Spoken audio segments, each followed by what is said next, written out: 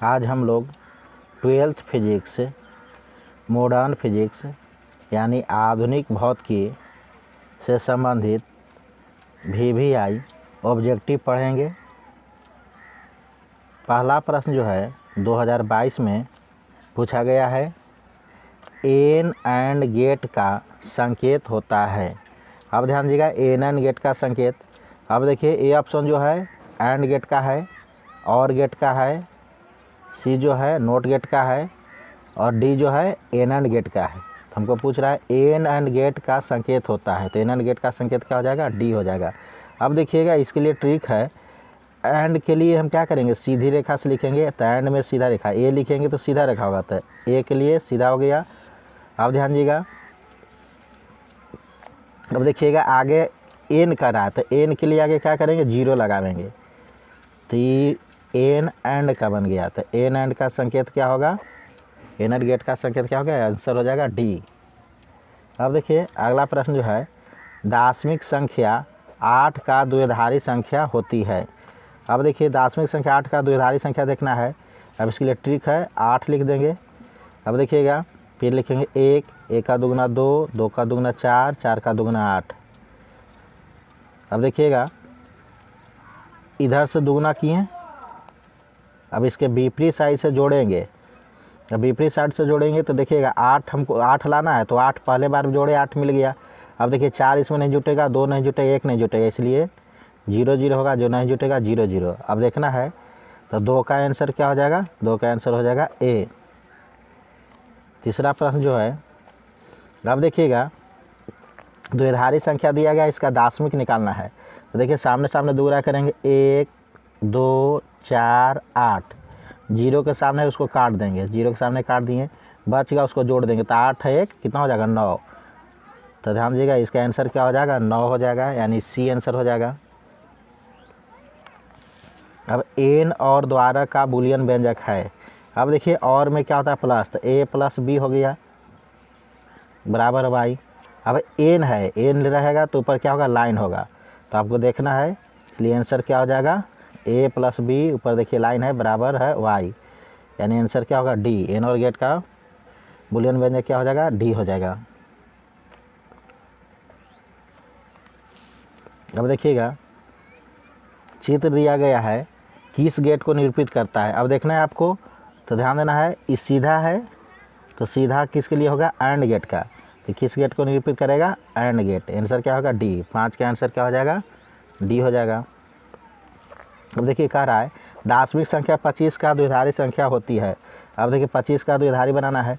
अब देखिएगा नियम क्या है, 1 से दुगुना करना है, 1 कीजिए, 1 का दुगुना कितना होता है 2, 2 का दुगुना कितना होता है 4, 4 का 8, 8 का 16। अब देखिए 16 का 32 ज़्यादा हो जाएगा, इसलिए 32 नहीं लिखेंगे। अब देखिए जैसा दुगुना किए हैं, इसके विपरीत साइड से जोड़ेंगे। अब जोड़िए तो 16 8 कितना होगा 24, 1 25। अब देखिए 4 और 2 इसमें नहीं जुटा, तो 1 1 0 0 1 इसका आंसर हो जाएगा। तो 1 1 0 0 1 आंसर क्या हो जाएगा, सी हो जाएगा। तो 6 का आंसर क्या हो जाएगा, सी। अब देखिए 7वां प्रश्न है, पी टाइप अर्धचालक में मुख्य धारावाहक होता है।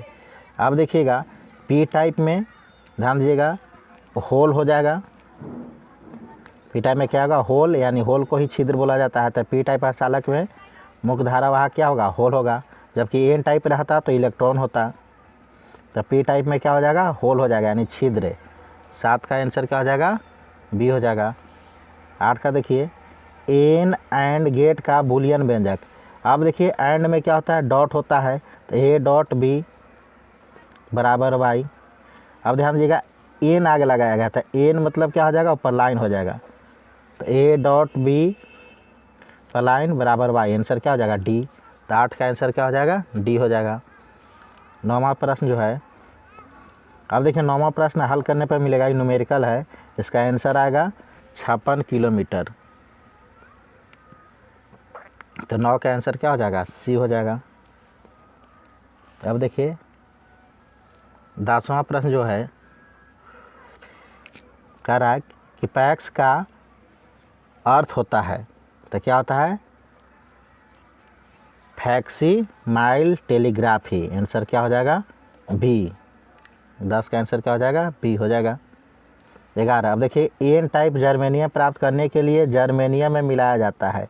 अब देखिए एन टाइप जर्मेनियम प्राप्त करने के लिए जर्मेनियम में मिलाया जाएगा। अब देखिए हमको जर्मेनियम एन टाइप प्राप्त करना है, तो एन टाइप प्राप्त करने के लिए 5 संयोजी मिलाते हैं, तो आंसर क्या हो जाएगा? 5 संयोजक, यानी आंसर सी हो जाएगा। तो 11 का आंसर क्या हो जाएगा? सी।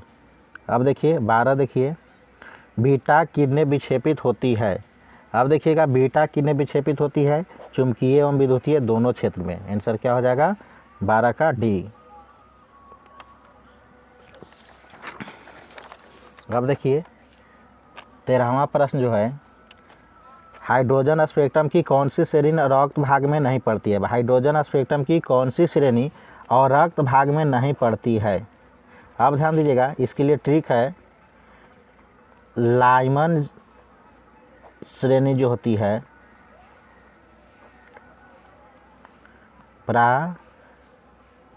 पराबैंगनी भाग में पड़ती है। बामर श्रेणी जो होती है दृश्य भाग में पड़ती है। बाकी शेष श्रेणियाँ जो बच जाती है वो कौन भाग में पड़ती है? अवरक्त भाग में। शेष जो बच गई वो अवरक्त में। ध्यान दीजिएगा, लाइमन श्रेणी पराबैंगनी भाग में, बामर श्रेणी दृश्य भाग में, बाकी शेष जो श्रेणियाँ बच गई वो कौन भाग में पड़ेगी? अवरक्त भाग में। तो ध्यान दीजिएगा अवरक्त भाग में नहीं पड़ती है, तो ध्यान दीजिएगा अवरक्त भाग में कौन कौन पड़ती है? तो लाइमन और बामर। तो यहाँ ध्यान दीजिएगा, इसमें बामन दिया गया, लाइमन दिया गया, तो अवरक्त भाग में कौन है पड़ेगी? तो लाइमन श्रेणी। आंसर क्या हो जाएगा? 13 का आंसर हो जाएगा डी।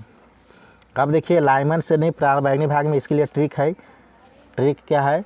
लई बाई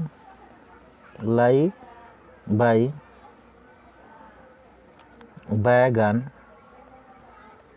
बनाकर देखबई। ट्रिक है। अब देखिए लाइबई से हो गया लाइमन, तो लाइमन कौन भाग में? तो पराबैंगनी। पराबैंगनी से क्या देखिएगा? लाइमन ल से हो गया लाइमन, अब बैगन से हो गया पराबैंगनी, तो लाइमन श्रेणी कौन भाग में? पराबैंगनी श्रेणी। लाइमन श्रेणी कौन भाग में? तो पराबैंगनी भाग में। अब ध्यान दीजिएगा, बनाकर से हो गया बामर, और देखबई से हो गया दृश्य, तो बामर श्रेणी कौन भाग में? दृश्य भाग में। अब देखिएगा 14वां प्रश्न जो है 2016 में पूछा गया है, निम्नलिखित में से किसका भेदन क्षमता महत्तम होता है? अब ध्यान दीजिएगा, सबसे ज़्यादा भेदन क्षमता किसका होता है? तो गामा किरण का। तो गामा किरण इसका आंसर हो गया। अब देखिए 15वां प्रश्न जो है 2010, 13 और 15 में पूछा गया है, आयाम मॉड्यूलेशन सूचकांक का मान होता है। आयाम मॉड्यूलेशन सूचकांक का मान होता है। अब देखिएगा इसके लिए आंसर क्या हो जाएगा? सी हो जाएगा।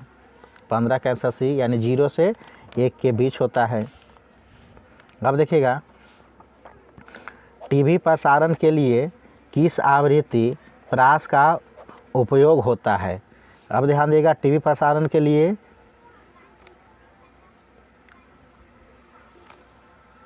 हो जाता है 30 से 300 मेगाहर्ज। आंसर सी हो जाएगा। 30 से कितना होगा? 300 मेगाहर्ज।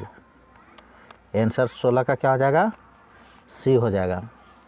17वां प्रश्न जो है, हाइड्रोजन स्पेक्ट्रम की कौन सी श्रेणी दृश्य भाग में पड़ती है? अब ध्यान दीजिएगा, लाइबई से लाइमन हो गया, लाइमन पराबैंगनी भाग में, बनाकर से बामर कौन भाग में?